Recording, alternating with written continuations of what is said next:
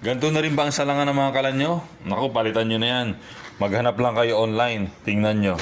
Ito, nung bumili ako, ako natin yan. Ginamitan na ng bato kasi ang tagal na siyang sira at natanggal ang paa. Katulad ng isang ito. Kita nyo, napaka-historical ng bato na to. Ang laki nang naitulong. Ngayon ipapakita ko sa inyo ang binili ko online. Yan, kailangan nyo ng palitan ng ganito. Great.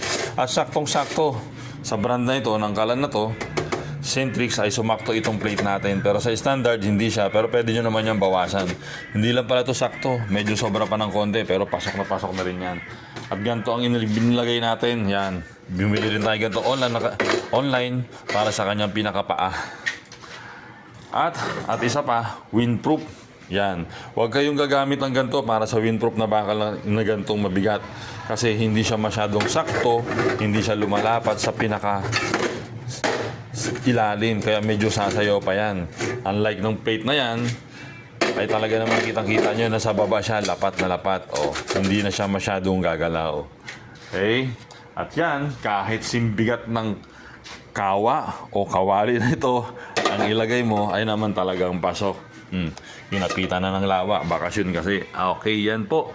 Ang ganda niyan. Hindi na natin susubukan ng apoy kasi kitang-kita nyo naman.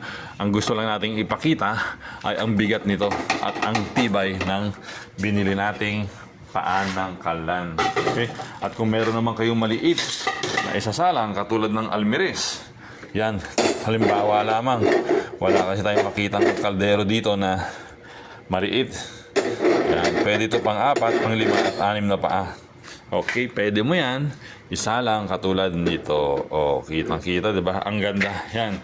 Palitan nyo na ang kalan nyo. Huwag na kayong magtiis. Tingnan nyo to, ang ganda. Para na rin kayong bumili ng bago.